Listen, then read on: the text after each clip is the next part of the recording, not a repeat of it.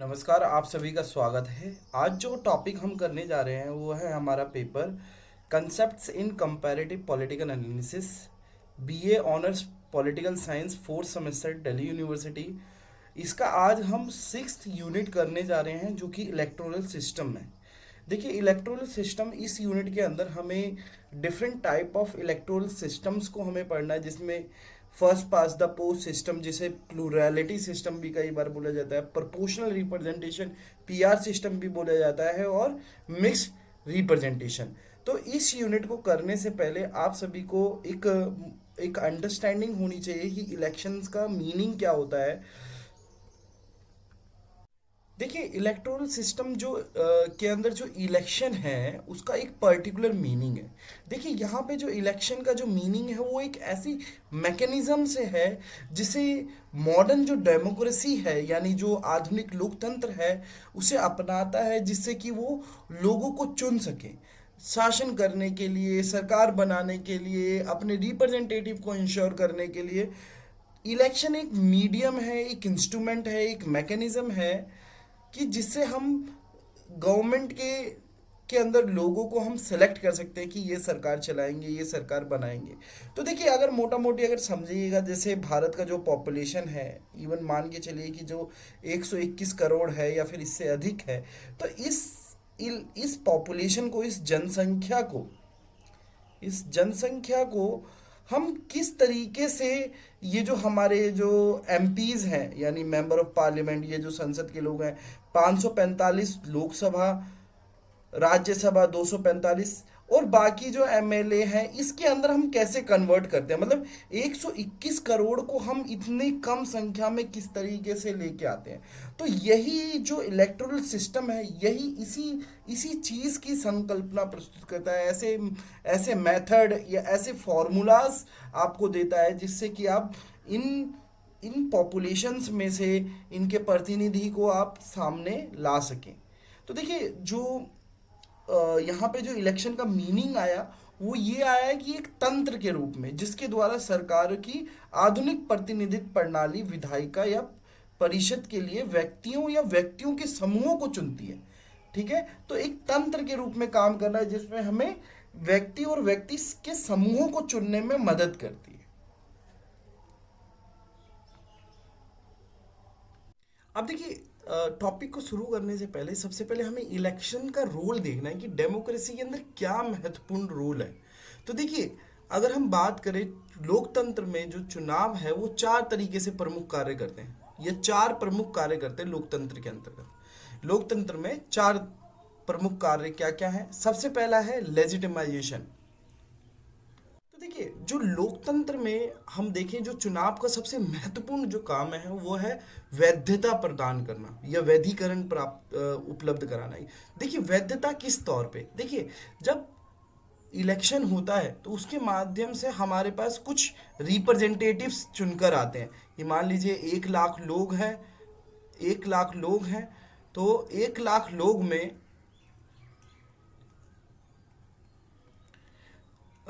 हमने एक रिप्रेजेंटेटिव कैसे चुना? ठीक है, और ये जो रिप्रेजेंटेटिव है ये हमारा पार्लियामेंट में बैठेगा, हमें हमें रिप्रेजेंट करने के लिए 1 लाख लोगों को। तो जो और देखिए, हमने इससे पहले वाली यूनिट में जो हम पढ़ रहे थे, parliamentary system, parliamentary form of political system या पार्लियामेंट्री फॉर्म ऑफ गवर्नमेंट, उसके अंदर हमने देखा कि जो सरकार जो होती है वो पार्लियामेंट में बनती है। जो सरकार जो बनती है वो आपकी पार्लियामेंट में। तो देखिए, जो जो ये जो चुनाव है, ये क्या कर रहे हैं, आपको लेजिटिमेसी दे रहे हैं कि जो पॉलिटिकल एलीट, यानी जो जो चुनकर आए हैं नेता, वो जाके सरकार बनाएंगे, और उनकी जो सरकार है वो वैध रूप से उचित सरकार है, क्योंकि वो लोगों के बीच में से चुन के आ रहे हैं, वो सीधा लोगों को रिप्रेजेंट कर रहे हैं। तो हम कह सकते हैं कि हाँ, ये लेजिटिमेट लोग हैं, यानी ये अधिकारी लोग हैं जो शासन कर सकते हैं भारत के अंदर। तो जो देखिए, सबसे पहला जो काम है, जो लोकतंत्र के अंदर जो चुनाव पहला जो काम करती है वो करती है लेजिटिमेसी प्रोवाइड कराती है। और देखिए, लेजिटिमेसी कैसे आती है? लेजिटिमेसी आपकी आती है निष्पक्ष तरीके से, स्वतंत्र और निष्पक्ष तरीके से अगर चुनाव की प्रक्रिया की जाती है तो इससे वैधता आती है। और जो लेजिटिमेसी है वो सबसे महत्वपूर्ण हो जाती है आपके सामाजिक और आर्थिक विकास के लिए। यहाँ पे एक वॉरेन जो थिंकर हैं वो ये बताते हैं कि एक एक एक बहुत गहरा रिश्ता है लोकतंत्र का और राज्य का और डेमोक्रेसी का, यानी sorry, democracy state and legitimacy का क्या है, बहुत एक महत्वपूर्ण संबंध है पुराने समय से। तो पहला जो है वो है आपका लेजिटिमेसी उपलब्ध कराना। और जो दूसरा महत्वपूर्ण जो चुनाव का कार्य है लोकतंत्र के अंदर वो है आपको अकाउंटेबिलिटी प्रोवाइड कराना है, यानी जवाबदेही सुनिश्चित करवाना। अब देखिए जो इलेक्टोरल जो प्रोसेस है या जो चुनावी प्रक्रिया है वो क्या करती है, नेताओं को एक जवाबदेही बनाती है। देखिए अगर मान लीजिए कोई नेता अगर इसके 5 साल के मान लीजिए वो आजीवन काल के लिए अगर चुन जाता है या फिर आजीवन काल के लिए वो वहां से वो चुना हुआ माना जाता है या जीता हुआ माना जाता है, तो हो सकता है कि वो तानाशाह बन जाए, कोई काम नहीं करे, उससे फिर अकाउंटेबिलिटी नहीं आएगी कि हाँ वो जिस संसदीय क्षेत्र से आ रहा है तो उस क्षेत्र के प्रति उसका कुछ जिम्मेदारी है, वो अकाउंटेबिलिटी चली जाएगी। तो जो इलेक्शन है हर 5 साल बाद हर किसी को डर होता है कि कहीं मेरा सीट ना चला जाए, कहीं मेरा किसी तरीके से हानि ना हो। तो जो इलेक्टोरल प्रोसेस है वो क्या करता है, वो जो लीडर्स हैं, जो पॉलिटिकल एलिट्स हैं, लीडर्स हैं, उन्हें अकाउंटेबल बनाता है, वो उनको जवाबदेही उनकी सुनिश्चित करता है जनता के प्रति। अब देखिए जो तीसरा प्रमुख कार्य है इलेक्शन का डेमोक्रेसी के अंदर वो है आपका रिप्रेजेंटेटिव्स को उपलब्ध कराना, जिससे आप चुन सकें, प्रतिनिधि का चयन कर सकें, चुन सकें। जो तीसरा काम जो इलेक्शन का होता है कि देखिए हर 5 साल बाद नए नए प्रतिनिधि हमारे सामने आते हैं, और जैसे कि हमने पिछले वाले पॉइंट में देखा कि इलेक्शन क्या करते हैं, अकाउंटेबिलिटी इंश्योर करते हैं। और आगे हम देखें, देखिए जो जो रिप्रेजेंटेशन है वो रिप्रेजेंटेशन जो हमें उपलब्ध होता है वो बहुत वाइडर लेवल होता है, यानी जो 360 डिग्री होता है। कोई रिप्रेजेंटेशन हमारा ज्योग्राफिक के बेस पे होता है, एथनिक बेस पे होता है, और भी या आइडियोलॉजिकल बेसिस होता है, किसी भी बेस पे होता है। तो जो इलेक्शन है वो हमें क्या करते हैं, रिप्रेजेंटेशन भी उपलब्ध कराते हैं, यानी एक अल्टरनेटिव व्यू कि किसी चीज को अन्य नजरिया क्या हो सकता है, दूसरा पर्सपेक्टिव क्या हो सकता है, वो पर्सपेक्टिव भी प्रोवाइड कराते हैं लीडर्स के माध्यम से, पॉलिटिकल पार्टीज के माध्यम से। तो इलेक्शन का जो रोल है डेमोक्रेसी में वो इतना गहरा होता है। ठीक है, उसके बाद अगर हम पिटकिन का रिप्रेजेंटेशन पे बहुत अच्छा काम है, ठीक है, जिन्होंने रिप्रेजेंटेशन को कैटेगराइज करा था। ठीक है, जो कि बात करती है फॉर्मल रिप्रेजेंटेशन की, सिंबॉलिक रिप्रेजेंटेशन की, डिस्क्रिप्टिव रिप्रेजेंटेशन की और सब्सटेंटिव। तो इसका एक बार आपको रिव्यू करना है पिटकिन का क्या रिप्रेजेंटेशन है। बाकी ये सिंबॉलिक इन्होंने कैरेक्टराइज करा था, रिप्रेजेंटेशन इन तरीके का होता है, कई बार फॉर्मल रिप्रेजेंटेशन होता है, कई बार सिंबॉलिक होता है, कई बार डिस्क्रिप्टिव होता है, कई बार सब्सटेंटिव होता है।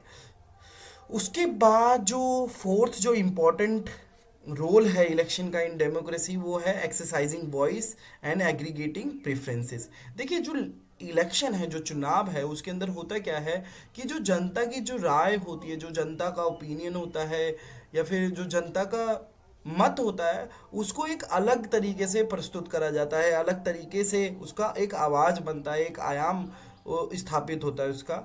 और जो हमारी जो जो चुनने की क्षमता है, जिसे हम बोलते हैं कि एकीकृत करना, ये जो हमारी प्राथमिकताएं हैं वो इलेक्शन के अंदर हमारी एकीकृत होती है। देखिए अभी भी इलेक्शन हो रहे हैं तो उसमें आप सब देखते हैं कि देखिए बहुत सारे मुद्दे हैं, लगभग 360 मुद्दे हैं। 360 डायमेंशन में आप देखेंगे किसी भी कॉन्स्टिट्यूंसी में 360 तरीके के मुद्दे हैं, मगर जो इलेक्शन टाइम में क्या होता है कि ये जो सब मुद्दे हैं एक लाइन में आ जाते हैं। ठीक है, एक लाइन में आ जाते हैं और हर लीडर चाहता है कि हम किसी ना किसी तरीके से हम सभी मुद्दों को रिप्रेजेंट करें, क्योंकि हमें वो ज़्यादा से ज़्यादा अपने वोट बैंक को बढ़ाना है, तो हम ज़्यादा से ज़्यादा मुद्दों को लें।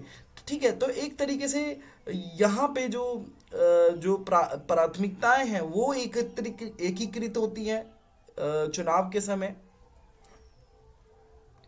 इसी के अंदर देखिए देखिए जो अगर हम एक्सरसाइजिंग वॉइस की बात करें जो कि अकाउंटेबिलिटी से अटैच होता है, जो सेकंड पॉइंट हमने करा था, कि देखिए electoral process uphold political equality and popular control, कि देखिए एक तरह से पॉलिटिकल इक्वालिटी को भी मेंटेन करती है, कि देखिए हर किसी का वोट एक है, हर किसी का ओपिनियन मैटर करता है डेमोक्रेसी के अंदर।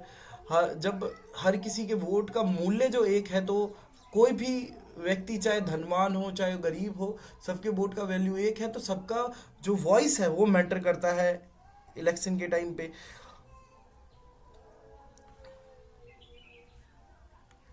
और एक जनता के माध्यम से एक पॉपुलर कंट्रोल होता है, जो लेजिस्लेचर जो भी पुराना चुना हुआ नेता था 5 साल के लिए, उसके ऊपर एक तरह से एक पॉपुलर कंट्रोल होता है। और कई बार यहाँ पे जो नेता हैं वो ही कई बार वोटर्स को एजुकेट करते हैं, वो इश्यूज को डिफाइन करते हैं, एक अल्टरनेटिव पर्सपेक्टिव प्रोवाइड कराते हैं। और देखिए जो वॉइस है यहाँ पे, ये पॉइंट ये आपको ये लिखना है कि जो वॉइस है वो सेंट्रल है इलेक्शन इलेक्टोरल प्रोसेस का। इलेक्टोरल प्रोसेस में जो वॉइस है, जिसको हम जनता की राय बोल सकते हैं, जनमत बोल सकते हैं, वो सेंट्रल होता है।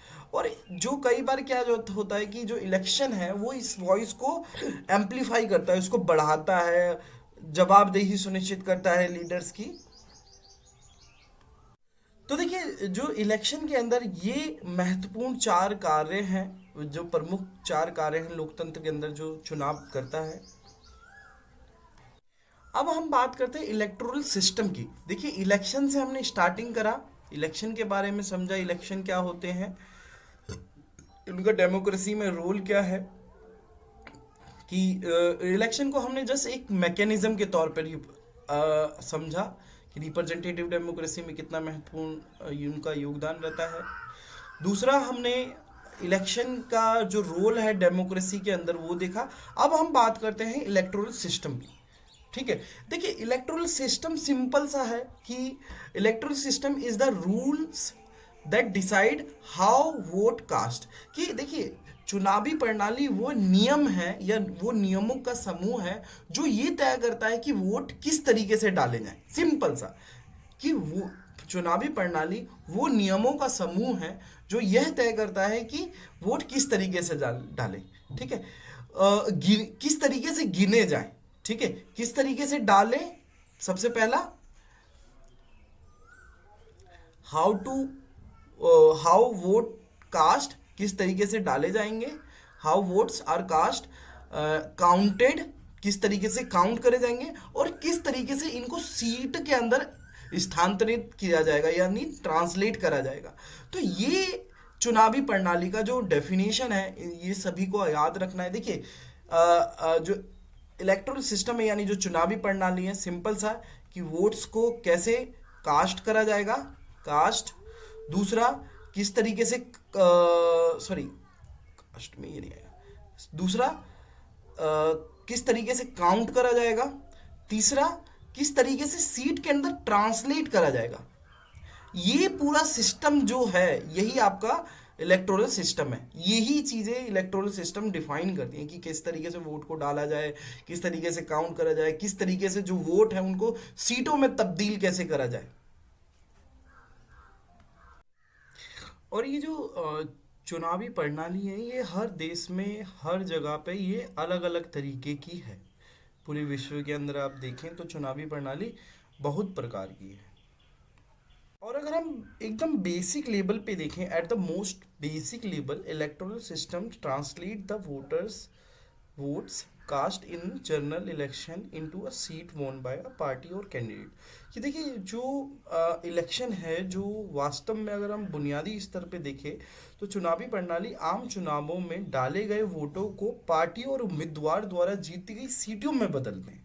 ठीक है, तो जो वोट्स हैं, वोट्स उनको सीटों में बदलने का काम जो है वो आपका इलेक्टोरल सिस्टम करती है। तो एक डेफिनेशन आप ये भी याद रख सकते हैं कि कैसे ये जो वोट्स हैं आपके सीटों में कैसे कन्वर्ट होते हैं।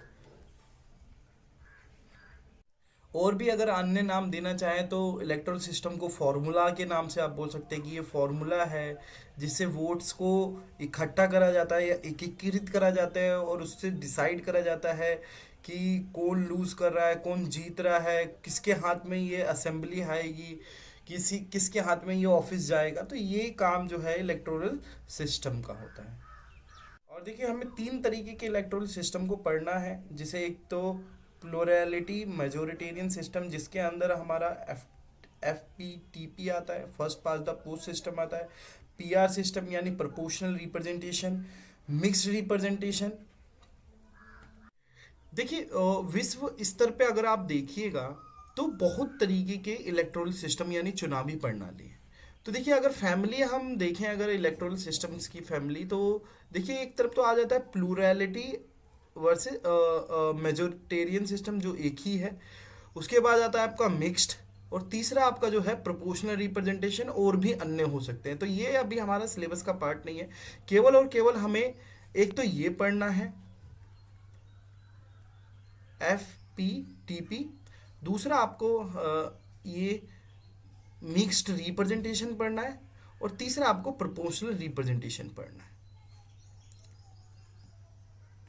अब हम बात करते हैं first pass the post system. देखिए इसको बहुत सारे नामों से ज़्यादा जाना जाता है, जैसे हमने अभी प्रीवियसली देखा, एक प्लूरैलिटी वर्सेस स्लैश मेजिटेरियन सिस्टम के नाम से भी इसको जाना जाता है, सिंगल मेंबर प्लूरैलिटी सिस्टम के नाम से भी जाना जाता है। ठीक है, तो देखिए इसका जो बेसिक जो है वो ये बात को कहता है कि एक ऐसी प्रणाली जिसमें सबसे अधिक वोट पाने वाले उम्मीदवार को निर्वाचित घोषित किया जाता है। यानी ऐसा प्रणाली है, एक ऐसी व्यवस्था है कि ये ऐसा मेथड है जिसके अंदर कोई भी व्यक्ति जिसको सबसे ज़्यादा वोट मिले हो, चाहे उसको 100 में से 30 वोट ही क्यों ना मिले हो, मगर सबसे ज़्यादा अगर उस व्यक्ति को वोट मिले होते हैं तो उसको हम निर्वाचित घोषित कर देते हैं या जीता हुआ व्यक्ति घोषित कर देते हैं। उसको किसी और तरीके की रिक्वायरमेंट की ज़रूरत नहीं है कि जैसे कि मान लीजिए एक सौ वोटर्स का एक कॉन्स्टिट्यूंसी है कि आपको 50 वोट्स लेने ही हैं, नहीं, ऐसा कोई रिक्वायरमेंट नहीं होता। बस ये होता है कि कोई भी जो विनर है उसके जो वोट हैं वो अन्य लोगों के वोट से ज़्यादा होने चाहिए, बेशक उसके पास 30 क्यों ना हो, चाहे 15 क्यों ना हो, जो अन्य लोग हैं उन सबसे ज़्यादा वोट होना चाहिए। देखिए अगर हम बात करें ये जो first pass the post system है, जो एक एनालॉजी से हम बता सकते हैं कि देखिए जो हॉर्स रेसिंग होती है, जो घोड़ों की रेस होती है, उस एनालॉजी से भी हम बता सकते हैं कि जो भी घोड़ा जो होता है, जो जो सबसे पहले जो रेस जीता जाता है उसी को विनर समझा जाता है, और बाकी सभी को विनर नहीं समझा जाता या फर्स्ट पोजीशन सेकंड पोजीशन दे दिया जाता है। इसके अंदर क्या होता है कि जो चुनावी जो क्षेत्र है, जो निर्वाचन क्षेत्र है, उसको इस तरीके से निर्मित किया जाता है जिसके अंदर जो इक्वल साइज हो, हर डिस्ट्रिक्ट का क्या हो, हर जगह का एक इक्वल साइज हो, एक इक्वल परसेंटेज ऑफ पॉपुलेशन हो। इस तरीके से जो चुनावी क्षेत्र है उसका निर्माण किया जाता है। देखिए इसको जो सिंगल मेंबर डिस्ट्रिक्ट प्लोरैलिटी और first pass the post system, इसको और नामों से भी जाना जाता है या फिर बोला जाता है कि जैसे विनर टेक्स इट ऑल, कि जो विनर होता है वो सारे वोट्स ले लेता है। यानी मान लीजिए कि वही वाला एग्जांपल कि 100 वोट्स हैं जिसमें एक जो व्यक्ति है उसको 15 वोट मिले हैं और बाकी अन्य लोगों को किसी को 5 मिला है, किसी को 7 मिला है, किसी को 10 मिला है, किसी को 12 मिला है। तो इन सब के वोट का जो जिसके पास सबसे ज़्यादा वोट है 15 वाले को, इस परिस्थिति के अंदर, ठीक है, तो उसको बोला जाता है कि हाँ ये व्यक्ति यहाँ से जीत गया और ये सारे वोट इसको चले गए हैं, एक तरीके से विनर टेक्स इट ऑल, कि ये व्यक्ति इस कॉन्स्टिट्यूएंसी को रिप्रेजेंट करेगा। और एक बार जिस व्यक्ति को सबसे ज़्यादा वोट मिल गए तो उसको जीता हुआ समझा जाता है और बाकी ऑटोमेटिकली ही हार जाते हैं इस व्यवस्था के अंदर। देखिए ये जो व्यवस्था है ये बहुत देशों में, ज़्यादातर इंग्लिश स्पीकिंग वर्ल्ड में ज़्यादातर ये एप्लीकेबल है, यानी अपनाई जा रही है। जैसे यूनाइटेड किंगडम हो गया, यूनाइटेड स्टेट ऑफ अमेरिका हो गया, कनाडा हो गया, इंडिया हो गया, नाइजीरिया हो गया, और भी अन्य देश हैं जहाँ पे इस व्यवस्था को अपनाया जाता है। अब देखिए अगर हम इसके एडवांटेज यानी इसके लाभ की बात करें या फिर इसके फ़ायदे की बात करें तो इसके बहुत सारे फ़ायदे भी हैं और बहुत नुकसान भी है, जो कि हम डिटेल में पढ़ेंगे। देखिए, सबसे पहला फ़ायदा क्या है? The principle of one vote is maintain. One person और वन वोट इज़ मेंटेन, कि हर व्यक्ति के पास एक वोट है। ये जो प्रिंसिपल है, ये सिद्धांत जो है वो हमेशा कायम रहता है first pass the post system में। तो सबसे पहला एडवांटेज ये हो गया आपका। दूसरा है strong link between constituency and the representative, thus ensuring that the mandate is carried out effectively. देखिए, निर्वाचन क्षेत्र और प्रतिनिधि के बीच में ना एक मजबूत संबंध स्थापित होता है। यह सुनिश्चित करता है कि जनादेश जो जनमत है उसको प्रभावी ढंग से पालन करा जाए। कि अगर मान लीजिए कि किसी एक व्यक्ति को चुना जाता है, तो ये उसकी अकाउंटेबिलिटी हो जाती है कि हाँ, इसको हम अच्छे से उसको रिप्रेजेंट करें। और जब हम जाते हैं वोट डालने के लिए या फिर जो चुनाव से पहले जो कैंपेनिंग होती है, तो हमें एक क्लियर चॉइस हमें ऑफर्ड होता है कि हाँ, इस कॉन्स्टिट्यूंसी से ये व्यक्ति आ रहा है। मतदाताओं को स्पष्ट एक विकल्प उपलब्ध होता है कि एक व्यक्ति ये है, एक व्यक्ति ये है। तो एक तरीके से क्लियर चॉइस भी अवेलेबल होती है और सिस्टम की तुलना में। एक लाभ में से ये है कि देखिए, जो जहाँ पे भी ये जो FPTP जहाँ पे भी लागू होती है ना, तो यहाँ पे जो कॉन्स्टिट्यूंसी है, इसके अंदर जो चरमपंथी जो हैं या फिर उग्रवादी उग्र जो लोग हैं, इनको कहीं ना कहीं स्पेस मिलना कठिन हो जाता है। यानी यहाँ पे जो लीडर्स होते हैं वो ये चाहते हैं कि first pass the post system जहाँ पे भी लागू होता है, लीडर्स ज़्यादातर ये चाहते हैं कि हम सभी को साथ लेकर चलें। ठीक है, कोई भी एक्सट्रीम व्यू को अपनाने की कोशिश नहीं करता है, क्योंकि उससे क्या होता है कि वोटों का जो रुझान है वो किसी उसके खिलाफ जा सकता है।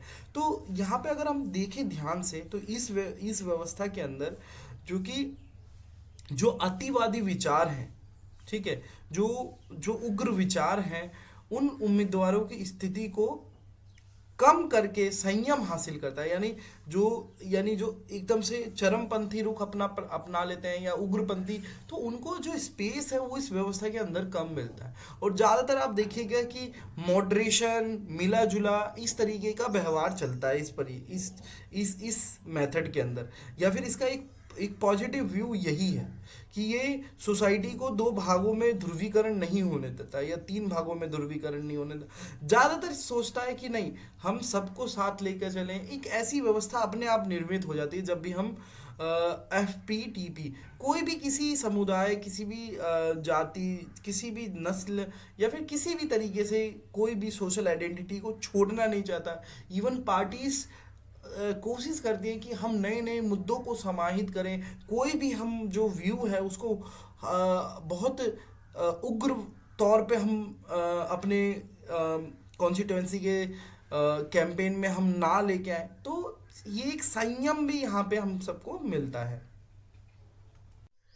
इसका अन्य एडवांटेज ये है कि देखिए, जो इसे जो FPTP है, फर्स्ट पास दो सिस्टम है, ये कई बार ना ये टू पार्टी सिस्टम का निर्माण करता है। ठीक है, किसी भी हर जहाँ पे भी ये व्यवस्था है वहाँ पे आपका टू पार्टी सिस्टम कहीं ना कहीं अस्तित्व में आ जाएगा, क्योंकि कोई भी ये नहीं चाहता कि मेरा वोट वेस्ट हो। ठीक है, और हर व्यक्ति चाहता है कि हाँ, नहीं, कि मेरा वोट जो जीत रहा है उसी कैंडिडेट को मिले। तो ऐसी व्यवस्था से क्या होता है, कई बार टू पार्टी जन्म लेती है, टू पार्टी सिस्टम अस्तित्व में आता है। और कई बार ये बोला जाता है कि जो टू पार्टी सिस्टम है ना, ये कई बार स्ट्रॉन्ग गवर्नमेंट, इफेक्टिव गवर्नमेंट को और स्टेबल गवर्नमेंट, इन तीनों को उपलब्ध कराती है। देखिए, जो टू पार्टी सिस्टम होगा तो उसको एक स्टेबिलिटी आएगा, स्ट्रॉन्ग गवर्नमेंट उपलब्ध होगी, इफेक्टिव गवर्नमेंट उपलब्ध होगी। और ये केवल और केवल इसी के द्वारा हो सकता है कि FPTP अगर जहाँ पे भी व्यवस्था स्थापित होगी। तो देखिए, अगर हम डिसएडवांटेज की बात करें जो first pass the post system में, कि देखिए, मान लीजिए कि जो मैंने बताया कि जो वोट का जो वेस्टेज होता है कोई भी नहीं चाहता कि उसका वोट वेस्ट हो। तो देखिए, मान लीजिए कि नो डाउट ये कैंडिडेट बहुत सारे उपलब्ध कराता है, ए A B C D E, ये 5 कैंडिडेट अगर उतर रहे हैं चुनाव के लिए, ठीक है, तो ज़्यादातर लोग चाहते हैं कि जो फाइट है वो इस तरीके से हो कि वो जो रिजल्ट है उस पे उसका इम्पैक्ट हो, कि हर वोटर क्या चाहता है कि जो रिजल्ट आए, कि कोई व्यक्ति जीत रहा है या हार रहा है, उसमें उसके वोट का किसी ना किसी तरीके से मूल्य होना चाहिए या वेटेज होना चाहिए।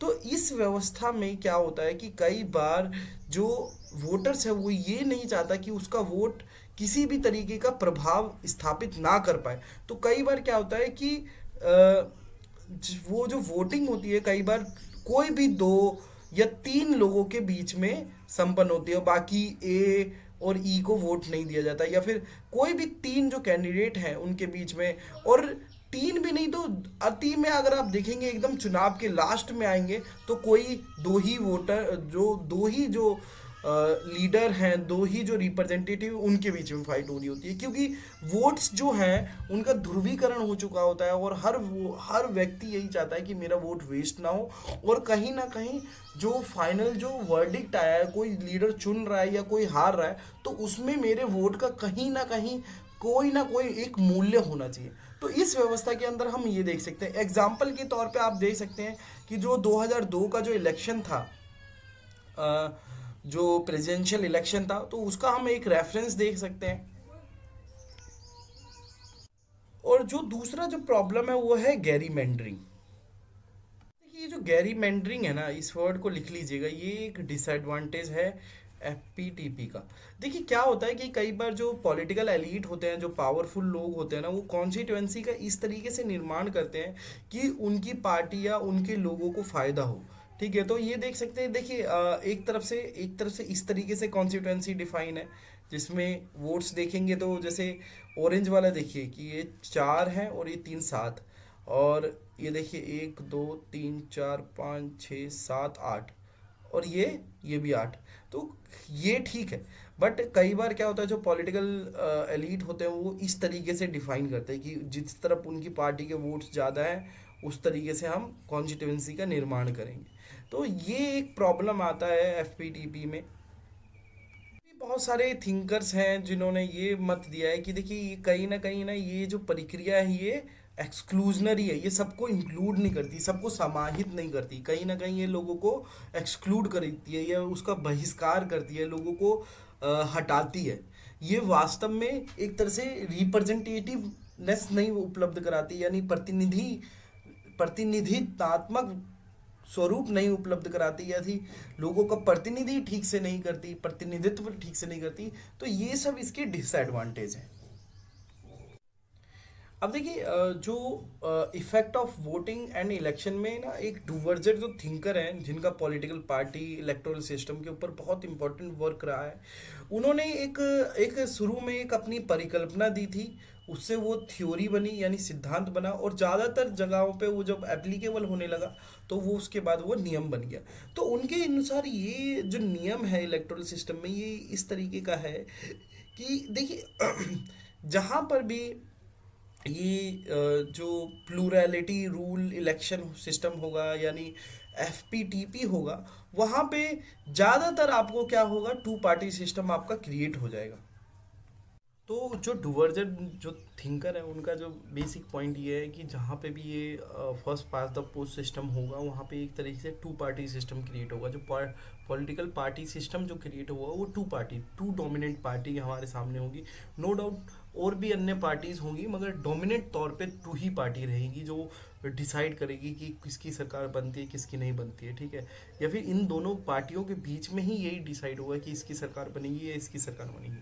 और उसके बाद जो प्रोपोर्शनल रिप्रेजेंटेशन है, यानी जो अनुपातिक प्रतिनिधित्व प्रणाली है, उसके अंदर क्या है कि देखिए इससे क्या होगा, जो डुवर्जन बताने की कोशिश कर रहे हैं कि अगर ये हम पीआर वाला मॉडल अगर हम लेके आए, पीआर जो अभी हम नेक्स्ट करेंगे, तो अगर हम पीआर वाले मॉडल लेके आएंगे तो बहुत ज़्यादा चांस है कि वहाँ उस व्यवस्था के अंदर मल्टी पार्टी सिस्टम क्रिएट होगा। Multi party system. ठीक है। जो पीआर मॉडल है यानी जो प्रोपोर्शनल रिप्रेजेंटेशन है उसके अलग फायदे हैं, अलग नुकसान है, उसे हम अभी करेंगे। ठीक है। आनुपातिक प्रतिनिधित्व प्रणाली, देखिए ये हमारा दूसरा मेथड है इलेक्शन सिस्टम में कि हम कैसे जो वोट्स हैं वो लोगों के लेकर हम कैसे उनका रिप्रेजेंटेशन इंश्योर कर सके पार्लियामेंट के अंदर या फिर जो विधानसभा है वहाँ पर। तो देखिए इस जो प्रोपोर्शनल रिप्रेजेंटेशन जिसको पीआर सिस्टम भी बोलते हैं, आनुपातिक प्रतिनिधित्व प्रणाली भी बोलते हैं, देखिए इसका अर्थ ये होता है कि कोई भी पार्टी या व्यक्तियों का समूह या ग्रुप ऑफ इंडिविजुअल, अब मान लीजिए जैसे पार्लियामेंट में 100 सीट है, 100 सीट है, तो जो पार्टी या जो ग्रुप ऑफ पीपल को जितना प्रतिशत वोट मिलेगा, जितना प्रतिशत वोट मिलेगा उस अनुसार उसको पार्लियामेंट के अंदर सीटें मिलेगी। मान लीजिए जैसे फॉर एग्जांपल अगर हम एग्जांपल के लिए तो तौर पे देखें, जो प्योर प्रोपोर्शनल सिस्टम है उसमें जैसे कोई एक पार्टी है जिसने 45% वोट्स को प्राप्त करा है, तो इसका मतलब ये है कि जो पार्लियामेंट है उसके अंदर वो 45% सीट की हकदार हो गई। तो यानी जो 45 सीटें हैं, अगर 100 सीटें हैं किसी पार्लियामेंट में, तो 45 सीटें एक पार्टी की हो जाएगी जिसने 45% वोट सीट जीती है। अब देखिए जो ये जो पीआर सिस्टम है जिसे आनुपातिक प्रणाली बोलते हैं, ये कहाँ पे होता है कि ये बहुत सारी कंट्रीज में, असेंबलीज में, काउंसिल में इसको अप्लाई करा जाता है, इसका यूज़ करा जाता है। और एक बहुत ही विश्वसनीय, उचित एक विकल्प है जो हम एफटीपीटी की बात कर रहे थे, first pass the post system के एकदम अल्टरनेट में एक ये बहुत ही अच्छा, जिसमें क्योंकि जो वोट होते हैं किसी का वेस्टेज नहीं होता, बहुत अच्छी तरीके से कार्य करता है। तो एक अल्टरनेटिव, एक विश्वसनीय अल्टरनेटिव उपलब्ध कराता है, एक उचित अल्टरनेटिव उपलब्ध कराता है, यानी एक अतिरिक्त विकल्प आपको मौजूद है कि अगर आप एफटीपीटी के वाला मॉडल नहीं अपनाते तो आप पीआर मॉडल अपना सकते हैं। अब देखिए जैसे कि हमने इससे पहले भी बात करा डुवर्जर का लॉ, तो जो हम पढ़ रहे थे कि जो पीआर, जहाँ पे भी जो पीआर मेथड है, प्रोपोर्शनल रिप्रेजेंटेशन मेथड है, वहाँ पे क्या होगा, मल्टी पार्टी सिस्टम क्रिएट होगा। तो देखिए जो पीआर सिस्टम है इसके अंदर, इस मेथड के अंदर क्या होता है कि जो छोटी से छोटी पार्टी होती है उसको भी महत्व मिलता है कि जो छोटी पार्टी है वो भी साइड नहीं हो सकती। मान लीजिए कोई पार्टी है जिसको वो केवल और केवल 15% वोट मिले, ठीक है, तो उसको 15% सीट मिल गई, या फिर 10% वोट मिले हैं वो उसको एक 10% सीट मिल गई। अब मगर देखिए इसको इस तरीके से भी समझिए, एक आप सबके मन में एक कन्फ्यूजन होगा कि सर जैसे मान लीजिए कि क्या नाम है, 100 सीटें हैं और मान लीजिए किसी एक पार्टी को कितना पॉइंट मिला, 1.5% वोट मिला, तो क्या सर उसको इस 100 सीटों में से आधी सीट मिलेगी? नहीं, ऐसा नहीं है। देखिए जो पीआर सिस्टम होता है इसमें एक कट ऑफ लाइन डाल दी जाती है कि जैसे मान लीजिए कि कट ऑफ लाइन क्या है आपकी, 5% मान लीजिए, तो जिस भी पार्टी को 5% वोट से ऊपर मिलेगा उसको हम कंसीडर करेंगे, ठीक है, सीट के लिए। तो वो जो कट ऑफ लाइन है वो कंट्री टू कंट्री डिपेंड करती है, और ये कट ऑफ लाइन इंश्योर करती है कि जो वोट है, जो पार्टी है, वो संख्या में ज़्यादा ना हो जाए और रिप्रेजेंटेशन सबको मिले। तो ये जो कट ऑफ लाइन है इसको भी आप याद रखिएगा, कट ऑफ लाइन। और जैसे दिल्ली यूनिवर्सिटी में भी कुछ टाइम पहले जो कट ऑफ लाइन के बेस पे एडमिशन होता था कि अगर आपका 90% से ऊपर है तब आप एलिजिबल हैं इस कॉलेज में, तो वो कट ऑफ लाइन डिसाइड होता है। देखिए ये जो पीआर सिस्टम है ये बहुत मोर इंक्लूसिव, यानी बहुत ही कारगर है, अच्छा रिप्रेजेंटेशन उपलब्ध कराती है, समावेशी है, प्रतिनिधित्वात्मक है और लोकतांत्रिक है। तो देखिए ये जो सिस्टम है एक बहुत ही उचित सिस्टम है, ऐसा पॉलिटिकल साइंस के जो थिंकर्स हैं वो कंसिडर करते हैं, क्योंकि एफटीपीटी में क्या होता है उसमें नंबर्स गेम होता है। इसमें क्या है, आपका हर किसी का जो वोट है वो कहीं ना किसी तरीके से वो रिजल्ट में काउंट हो रहा है, कि जो भी पार्लियामेंट में जो सीट का जो रिजल्ट है उसमें कहीं ना कहीं ये काम आ रहा है। एक वोट का भी इधर बहुत महत्वपूर्ण मूल्य है।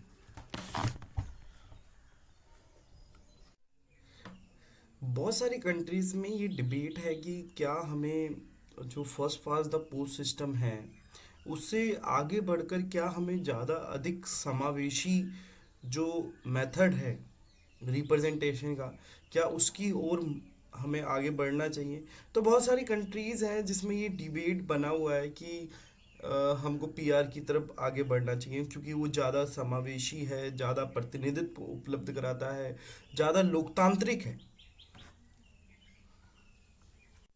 अब देखिए जो पीआर सिस्टम है, आनुपातिक प्रतिनिधित्व प्रणाली, इसके अंदर पार्टी लिस्ट प्रपोर्शनल सिस्टम के द्वारा करा जाता है। तो इसके अंदर करा क्या जाता है पीआर सिस्टम में, कि जो पार्टीज होती हैं वो अपनी एक लिस्ट निकालती है कैंडिडेट की। जो पार्टीज हैं वो अपनी लिस्ट रखती हैं, और जब भी इलेक्शन होता है तो जो इलेक्टोरेट है यानी जो निर्वाचन है, उसके दौरान अपनी जो लिस्ट होती है कैंडिडेट की उसकी ऑफर करती हैं। इसके अंदर क्या होता है कि जो पॉलिटिकल पार्टी ज़्यादातर इंडिविजुअल के ऊपर फोकस नहीं होता, बल्कि पॉलिटिकल पार्टीज के ऊपर, कि जो पार्टी अपने मतलब ज़्यादातर इसमें क्या होता है कि ज़्यादातर पार्टी को देखकर वोट करा जाता है, कि हाँ ये पार्टी ने इस कैंडिडेट को करा है तो हम पार्टी को वोट कर रहे हैं। ज़्यादातर इसमें इंडिविजुअल का इतना स्पेसिफिक रोल नहीं होता है। वो केवल एक लिस्ट में उसका नाम जरूर एडेड होता है। जैसे फॉर एग्जांपल, जैसे कोई एक पार्टी है, मान लीजिए पार्टी वाई। पार्टी वाई ने अपने जो कैंडिडेट की लिस्ट है, ठीक है, ये लिस्ट दे दी कि हाँ ये सबके पास जाएगी, इसमें से जो सिलेक्ट करा जाएगा, ठीक है। बट इसके अंदर क्या है, और रैंकिंग में होगा सबसे टॉप पे इसने किसको रखा है। तो ये जो पार्टी है, ज़्यादातर जो वोटर्स हैं वो पार्टी को देखकर वोट करते हैं इसके अंदर।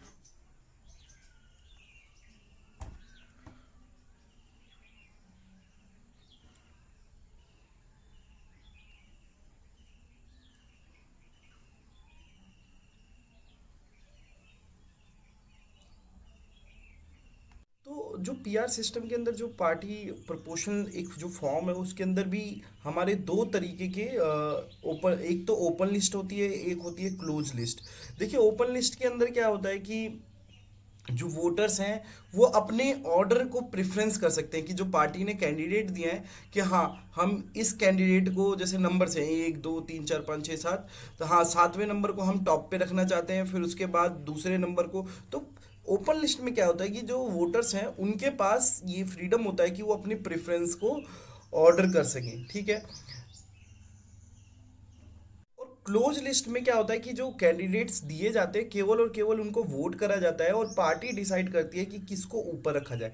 तो देखिए पीआर सिस्टम के अंदर जो पार्टी लिस्ट प्रोपोर्शनल रिप्रेजेंटेशन है, जो इसका एक टाइप है, पीआर सिस्टम के अंदर एक टाइप है, उसके अंदर दो है, एक ओपन लिस्ट है, एक क्लोज लिस्ट है। क्लोज लिस्ट में पार्टी के ऊपर पूरा अधिकार होता है कि वो किस तरीके से ऑर्डर करे, किस कैंडिडेट को ऊपर रखे, किस।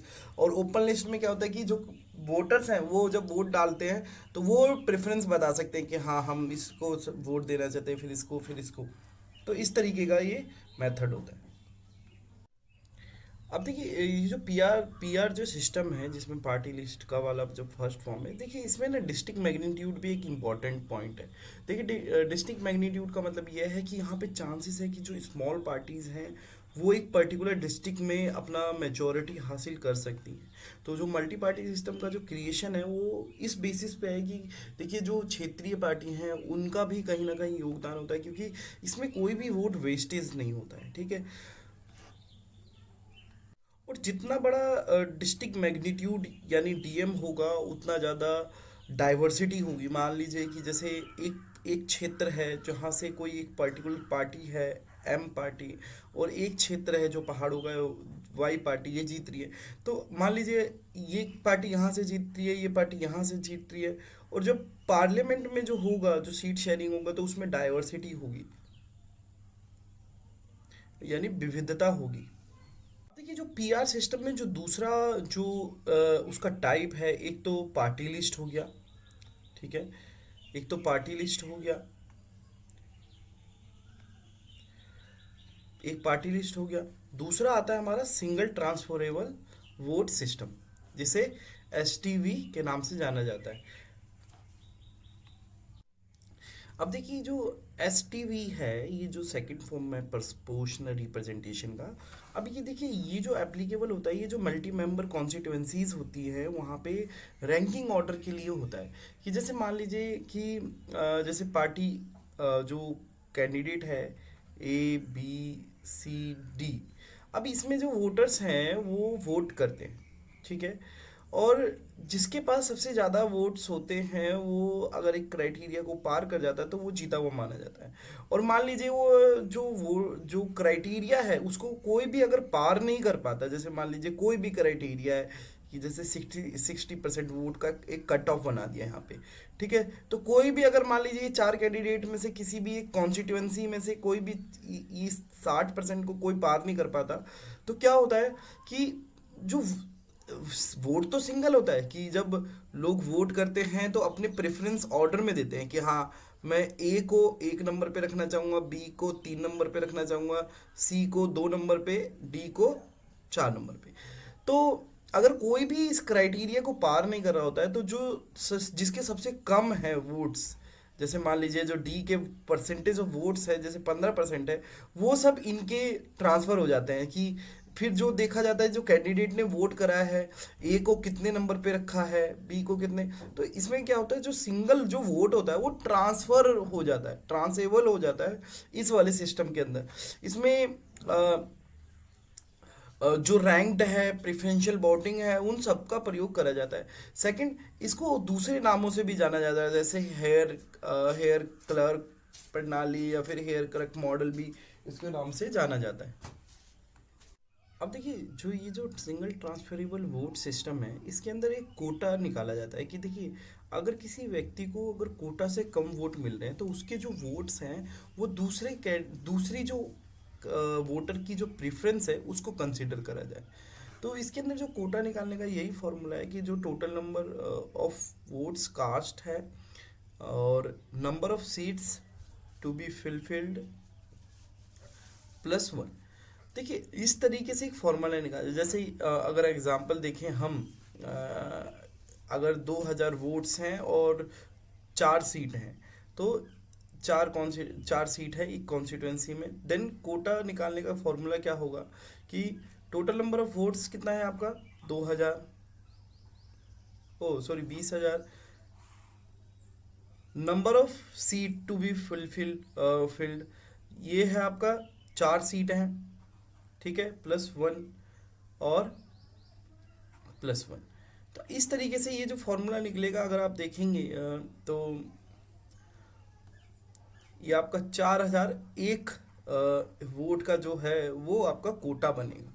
तो इस कोटे से अगर किसी व्यक्ति को भी, किसी को भी अगर कम मिलते हैं, किसी कैंडिडेट को अगर कम मिलते हैं, तो उसकी जो सेकंड चॉइस है, क्योंकि जो वोटर्स है उसने क्या दिया है कि पहली प्रेफरेंस मेरी ये है, पहला लिस्ट ये है, दूसरा मेरा ये है, तो अगर इससे कम उस कैंडिडेट को मिले तो इसके जो सबसे जो नीचे वाला जो वोटर्स के जो प्रेफरेंस है उसको सेकंड वाले का कंसीडर करा जाएगा। तो ये सिंगल ट्रांसफरेबल वोट सिस्टम है जो कि बहुत सारे देशों में इसका प्रयोग करा जाता है। जैसे आयरलैंड में हो गया, स्कॉटलैंड हो गया। इंडिया में अगर हम अपर हाउस की बात करें, राज्यसभा की बात करें, तो वहाँ पे ऑस्ट्रेलिया में, न्यूजीलैंड में, माल्टा में। अब देखिए इसके एडवांटेज क्या है। देखिए पीआर सिस्टम में हमने एक चीज़ तो देखा कि यहाँ पे ना जो वोट होता है वो वेस्ट नहीं होता है। आपका वोट का जो वेस्ट है वो नहीं होता है। तो क्या है, एक तो एडवांटेज ये हो गया कि हाई प्रोपोर्शनल आउटकम इंश्योर्ड है। कि देखिए मान लीजिए किसी जो वोटर है, कोई एक वोटर है, तो जो उसने जो पहला जो प्रेफरेंस दिया उसमें क्या करा, उसने डी को पहले नंबर पे रखा, फिर ए को रखा, फिर बी को रखा, फिर सी को रखा, फिर ई को रखा। तो जैसे मान लीजिए कि जो डी कैंडिडेट है, जो डी कैंडिडेट जो इसने सबसे ऊपर रखा, तो जो डी कैंडिडेट है उसको 4001 वोट से कम मिला टोटल ओवरऑल। जैसे 20,000 लोगों ने अपनी प्रेफरेंस बनाई, तो उसमें जो डी कैंडिडेट है उसको 4,000 से कम हुआ। तो इसके वोट का इसको नल एंड वॉइड करके जो इसका सेकंड प्रेफरेंस है, थर्ड प्रेफरेंस है, जो 4 सीट्स के लिए, तो उसको कंसीडर करा जाता है। तो देखिए तो इसी इसी अनुपात से हम ये कह सकते हैं कि देखिए उच्च आनुपातिक परिणाम सुनिश्चित है कि देखिए वोट यहाँ पे ये नहीं है कि इस व्यक्ति का वेस्ट हो रहा है, बल्कि इसके सेकंड प्रेफरेंस को महत्व मिल रही है, क्योंकि ओवरऑल जो डी को वोट मिला है वो कम मिला है कोटा से। दूसरा जो एडवांटेज है इसमें ये है कि देखिए जिस जिस कैंडिडेट को वो व्यक्ति ज़्यादा पसंद करता है उसको वो डाल सकता है। देखिए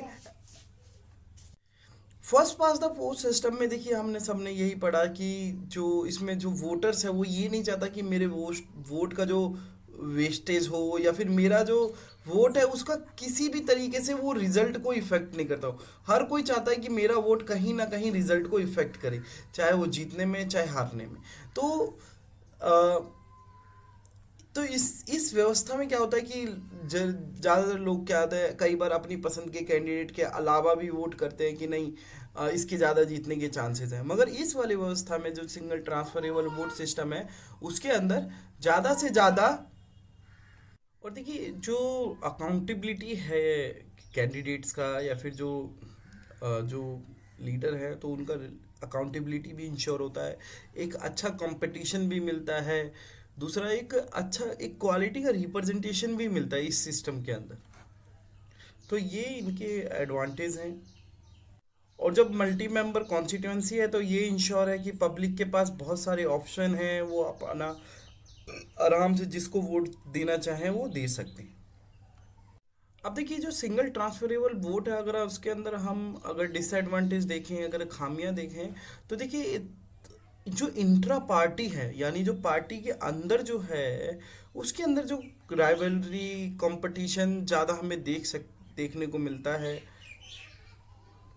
जिससे कहीं ना कहीं जो पार्टी पार्टी है वो कहीं ना कहीं इफेक्ट होती है, और वो पार्टी जो है वो पार्टी सिस्टम को कहीं ना कहीं इफेक्ट करती है। तो इंट्रा पार्टी राइवलरी भी एक इसके अंदर हमें दिखता है।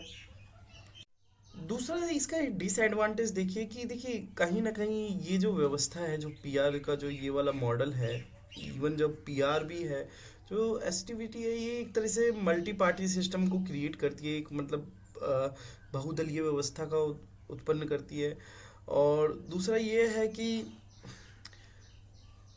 जो जो गठबंधन बनते हैं यानी जो कोalition बनते हैं, सरकार के अंदर कोalition बनते हैं, क्योंकि किसी के पास भी पूर्ण बहुमत नहीं मिलता, तो कई बार अ, जो इफ़ेक्टिव गवर्नमेंट है, जो इफ़ेक्टिव सरकार है वो उपलब्ध नहीं हो पाती।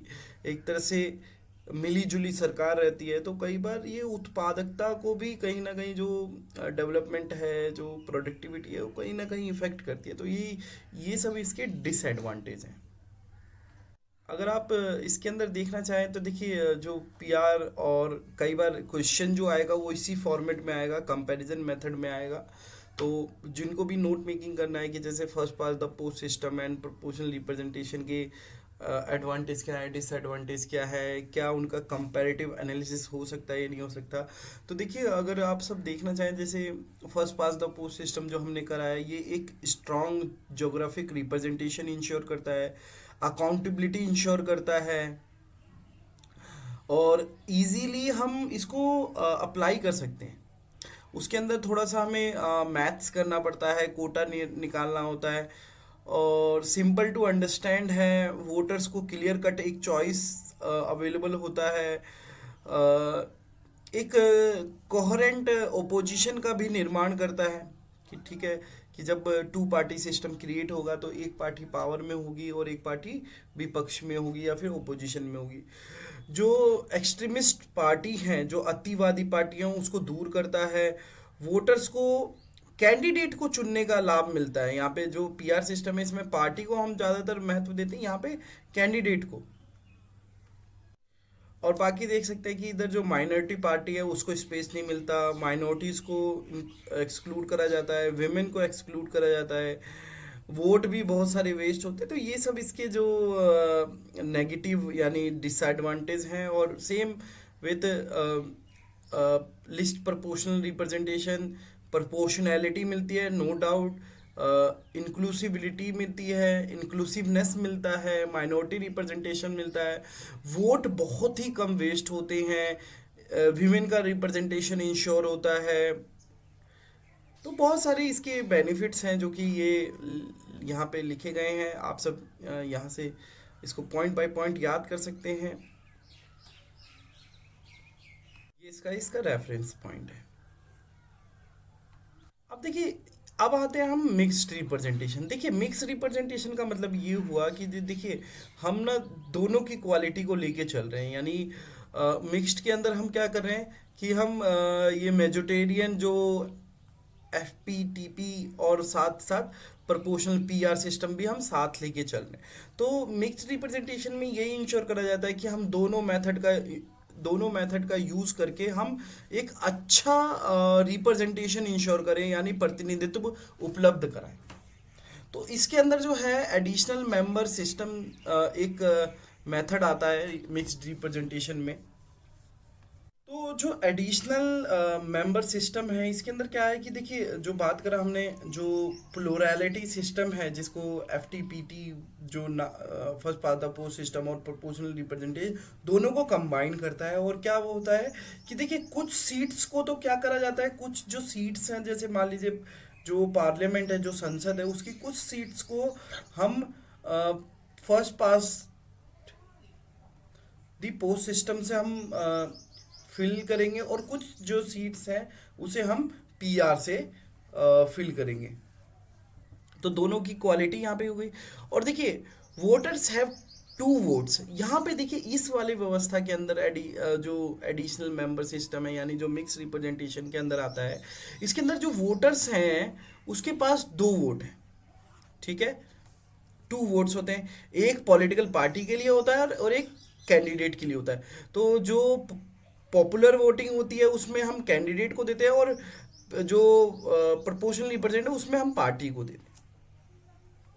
अब देखिए, ये जो इसके फोर कैरेक्टर्स जो मिक्स रिप्रेजेंटेशन है, यानी जो एडिशनल मेंबर वोटिंग है, उसमें फोर जो कैरेक्टरिस्टिक है जो अलग इसको करती है, जिसमें लीकेज, कंपेंसेटरी सीट्स हो गया, the ratio of seats in each tier, electoral formula, the district magnitude, legal threshold of proportional representation tier. तो ये जो फोर कैरेक्टरिस्टिक है जो कि बाकी सिस्टम से इसको अलग करते हैं, और इस व्यवस्था को जर्मनी, इटली, स्कॉटलैंड, वेल्स, इन सभी देशों में इसको अपनाया गया है। हम बात करते हैं एडिशनल मेंबर सिस्टम की, जो मिक्स रिप्रेजेंटेशन में उसके एडवांटेज की बात करते हैं। देखिए, एक बहुत ही अच्छा, एक बहुत ही सुंदर एक कॉम्बिनेशन हमारे सामने उपलब्ध होता है, जिसमें हम प्लूरैलिटी यानी first pass the post system और साथ ही साथ पीआर मॉडल, दोनों का हमें एक सामंजस्य मिलता है। यहाँ पे अगर आप देखेंगे तो इस एरिया को हम मिक्स रिप्रेजेंटेशन कह सकते हैं, साथ ही साथ इसको एएमएस भी कह सकते हैं कि एडिशनल मेंबर वोटिंग। तो इसमें दोनों की खूबियाँ एक तरह से एक ब्यूटीफुल कॉम्बिनेशन हमारे सामने उपलब्ध होता है। और एक ऐसा मैकेनिज्म आता है कि हम इसे काउंटर चेक भी कर सकते हैं। जैसे अगर हमें कैंडिडेट को चेक करना है तो हमारे पास वोटिंग सिस्टम है एफटीपीटी के तौर पे, और अगर हमें पार्टी को चेक करना है तो हमारे पास पीआर मॉडल है। डिसएडवांटेज क्या है? देखिए, जो डिसएडवांटेज है वो ये है कि देखिए, जो आफ्टर ऑल हमें प्रोपोर्शनैलिटी कहीं ना कहीं कम हो जाता है। जो मतलब जो अनुपात है, यानी वोट्स वोट्स और सीट का जो अनुपात है, यानी वोट्स और सीट, इसके अनुपात में हमें कहीं ना कहीं कमी दिखती है। वो कहीं ना कहीं जो कि हमें पीआर सिस्टम में बहुत अच्छे से दिखता है। क्योंकि देखिए, इसकी जो कमियां होगी वो कहीं ना कहीं पीआर और क्या नाम है, प्रोपोर्शनल रिप्रेजेंटेशन की कमियों से भी ये अपने आप को मजबूत करने की कोशिश करता है। इसकी अलग कमियां भी आती हैं कि कहीं पे ये पीआर की कमियों को लेके आता है, कहीं पे ये प्लूरैलिटी यानी first pass the post system की कमियों को भी साथ में लेके चलता है।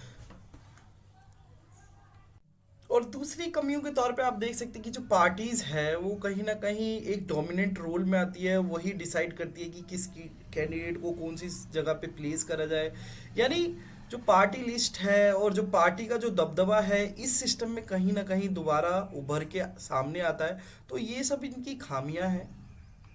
देखिए, कोई भी जो मेथड है रिप्रेजेंटेशन का, कोई भी मेथड परफेक्ट नहीं है। हर मेथड की चुनौतियां अलग हैं, चुनौतियां अलग हैं, खामियां अलग हैं।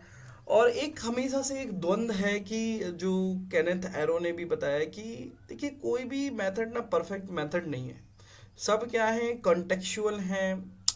हम अचीव कर सकते हैं कि हम ज़्यादा से ज़्यादा जो वोट्स हैं उसको हम सीट्स में कन्वर्ट कर सकें एक अच्छे मेथड के द्वारा, जिससे रिप्रेजेंटेशन क्या हो, वो बहुत आगे हो। यानी हमें इस मैथ जो भी हम मेथड अपना रहे हैं उसमें हम करना क्या चाहते हैं, हम जो रिप्रेजेंटेशन है हम वो उसको उच्च लेवल पे स्थापित करना चाहते हैं। और अगर आप इस यूनिट से अगर मॉडल क्वेश्चन तैयार करना चाहते हैं तो इस तरीके से हो सकता है। ठीक है, कई बार पूछ लेगा कि व्हाट इज इलेक्टोरल सिस्टम, कितने तरीके के हैं, कितने प्रकार के हैं, क्या उनके एडवांटेज हैं, क्या उनके चैलेंजेस हैं। तो इस तरीके से क्वेश्चन आपके ये बन सकते हैं। बहुत बहुत धन्यवाद। अगर आप हमारे इस इनिशिएटिव को पसंद करते हैं तो please like, subscribe and share करिए। बहुत बहुत धन्यवाद। और अगर आप कुछ कंट्रीब्यूट करना चाहते हो, कंट्रीब्यूट भी कर सकते हैं। बहुत बहुत धन्यवाद।